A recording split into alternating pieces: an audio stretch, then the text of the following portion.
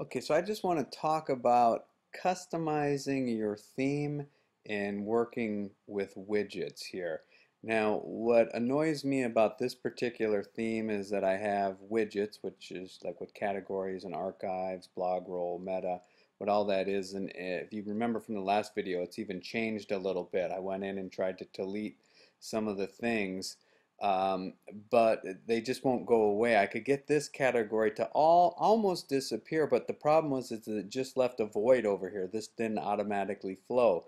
And that's the problem, is that you do have to do a lot of searching to find a site that'll work for you unless you learn how to customize WordPress sites in Dreamweaver. But even then, you then have to you have a hosting environment for the PHP code and all that. So it's a pretty big endeavor. It's not impossible by any means, but what you have to do if you're not willing to commit to that is go in and experiment with the widgets. If you can't get things exactly the way you want, you try another site, experiment with the widgets again, and go back and forth. So I just want to show you some of the things that I've tried here. So I'm going to go into the site and just do a quick review here of where the widgets are and so on. So this took me right into the area. Otherwise, you can go under Appearance in Widgets. And so you see right now it would appear like I've drained all the widgets out of here, but that's not the way that it's showing. So apparently whoever coded this site has like a default. If there are no widgets, it puts up some automatically. I've even tried putting like a photograph in. There's a category here where you can put in a here an image. You can drag that. Actually, on this particular one, you have to click Add. But if I put nothing at all in there, and I click on Save Widget, and then go back and preview this, you could see that possibly I could put an image in here using the features on that first, that thing that came up that was asking for information. I could put a widget here that would just be kind of decorative, but to me that would look kind of forced. It would be like, well, what's the purpose of that? It would be much better if this came over. So then my next choice would be, well, why don't we go out and find another theme?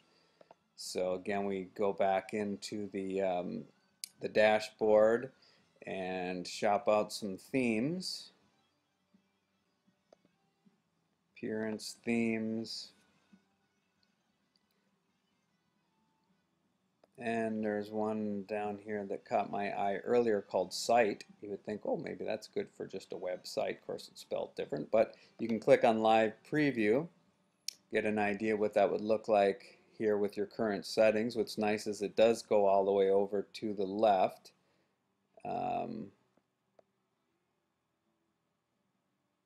Yeah, I mean, I suppose this is worth trying out. So if we want to click Save and Activate, that'll put that into our current site for us. Now, some problems that I see right away is that my tagline is right over the name of my site. Now, I could go in and edit the tagline. What might be really good is if it lets me put an image up here, then I could just put all the text on top of an image and have that problem taken care of. But I do like the fact that it gives me over to the left here. Not as ideal of a alignment as I would like here, but hey, that's not bad for not having to do all this work yourself. And then you can see maybe I can actually get rid of this now. So let me just try a couple things and I'll come back to you and tell you what I did. So if I go under Appearance here, I'll be able to see what I can change in this theme, and it really looks like the only thing is menus and the header. So let's see what we can do to the header. So it does look like we can select an image, and it gives us the image should be at least 580 wide, suggested width is 580, suggested height is 150. So I could take those numbers into Photoshop and try something. In fact, let me just go ahead and do that. So in Photoshop here, I would just go to File, New, and create a blank document and type in the width and height here, which I have to go back and find, but the resolution will be 72 RGB will be that. So let me get those numbers. Alright, it's 580 by 150. Now for this site, obviously just a white background would work, but since I want to know where it stops and starts, I'm just going to put in a real light color here. So I'm going to pick a, let's see, I'm not seeing enough goodies here. There we go. I'm just going to pick a color here, just something light. Again, this is just for testing purposes. With this color picked right here, then all I have to do is Option Delete to fill in with that color. And then I'll just take a brush here, pick a different color, and we'll just write test on here. So I'm just painting that in. Just kind of want to fill up this space so I get an idea what this would look like. But then potentially I could put my name here and a tagline here, and then just pop that in there. So what we'll do is we'll go ahead and save this for the web, so it'll be optimized. So that was under File, Save for Web, and I'll just go ahead. A good default way to go on here is just a JPEG at high quality, and then I'm going to click Save. Remember where I saved it out to, and we're going to call up that image for the background. Okay, so I click on Browse here, go to my desktop where I temporarily save that, and let me just click Date Modified, so it should be up on the top here, and there it is. Click Open, click Upload, and you can see there are a couple other things that I can change here, but and you could crop if you didn't know how to do stuff in Photoshop, but I want to just publish that as is since I made it the right size. And then let's see what else it's asking us here. Choose image, upload image. Show header text with your image. Well, no, we don't want that, because the idea is if this does work, we would replace that with that. So let's click Save Changes, and then let's visit the site to see what it looks like with that. So as you can see, if we made that white, put our name of the site here, our tagline under it, then it would look just like any other text integrated in there. Having a search option up here is not bad. Having the menu across here is not bad. Let me see if I can go into the menu, customize menu, and again put these two options underneath portfolio. But other than that, this is not too bad of a way to go here. Yeah, all I had to do was go over here and select main, the menu that we made previously in the other video. Just select that, click on save. It was all set up, all this was done, it just didn't know to use that main menu, and then clicked on save here as well as there, and then when I previewed it, the menu was working fine. Probably what I would do here is think of a better name for this so that it only occupies one line like this. Then again, when you have this much room across the top, you get rid of this and you could probably just put those two options up there. But yeah, for the assignment that I'm giving you, it's a requirement to at least try this. So anyway, hopefully you get the idea that it just takes some experimentation, putting some images in there. In fact, let me just see what this would look like with a decent white image, white background. Let's go to Photoshop one more time. Okay, so let's put our foreground and background back to the delete colors by clicking here. Click here to swap them, and then I'm going to do Option Delete, which fills it in with the white color. And then let's grab the text tool. You could do this in Illustrator if you're more comfortable working in Illustrator, and then just export it as a 72 ppi JPEG. Now it would be handy to know exactly what typeface is in there. And the way I would handle that is I would try out every typeface I had and compare them. Now typically, on a website it's probably either going to be Verdana, and I'm speaking of the sans serif font in there. It's probably either going to be Verdana, Arial, Helvetica, and you just type out what you want to type, or actually the best way is to first type out exact words that they have in there and compare the typefaces. But just for brevity here, let me just design something up by typing in here, and I'm just going to put my name and a tagline. I automatically have all my type options up here. So I typed out the word, and if I want to change any of them, I just need to highlight the the word or words, change the font, change the style of the font, change the size. So I'm interested in making this a little bit bigger here.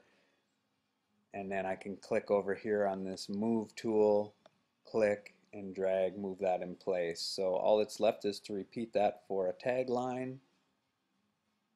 Now there's a very good chance I'll have to come back in here and adjust the kerning, which is the difference between, or the distance between the letter pairs.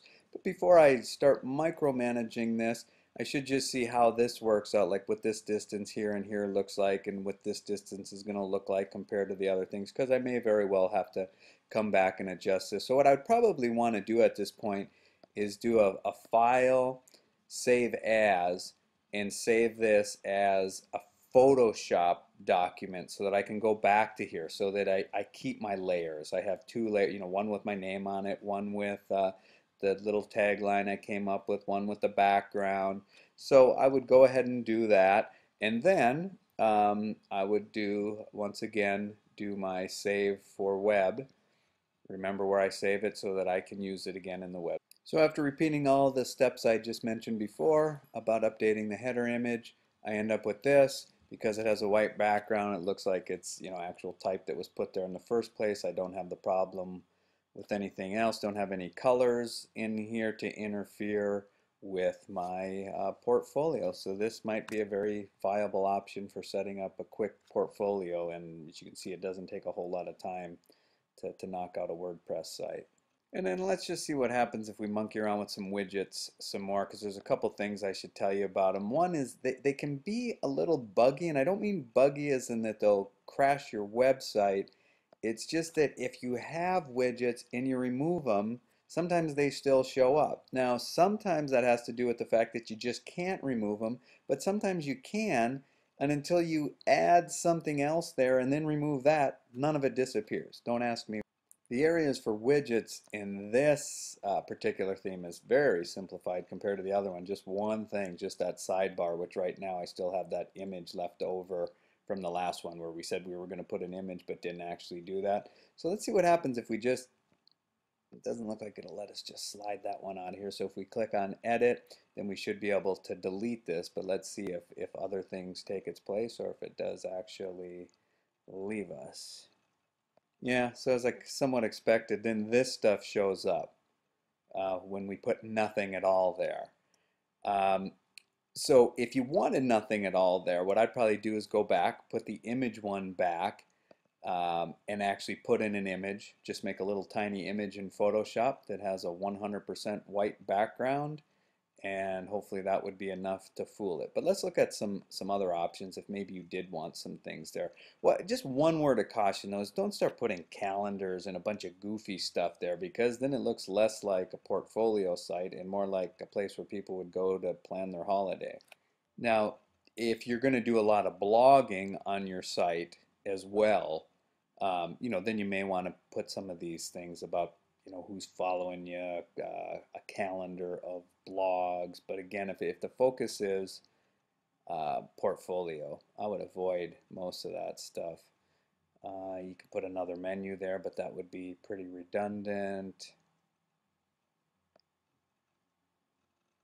Yeah, I can't see anything here that's putting in there. So let me just test my theory about putting in plain blank small image from Photoshop, and we'll see how that goes. Oh, and before I leave here, there's one other thing I should show you is if you have a widget in here and you do the work of configuring it exactly the way you want, there's an area down here at the bottom that you can drag the widget to, and it'll remove it, but it'll still keep the settings that you put on it, just in case you wanted to use it in the future. Let's test this image thing. I'm going to click on add here.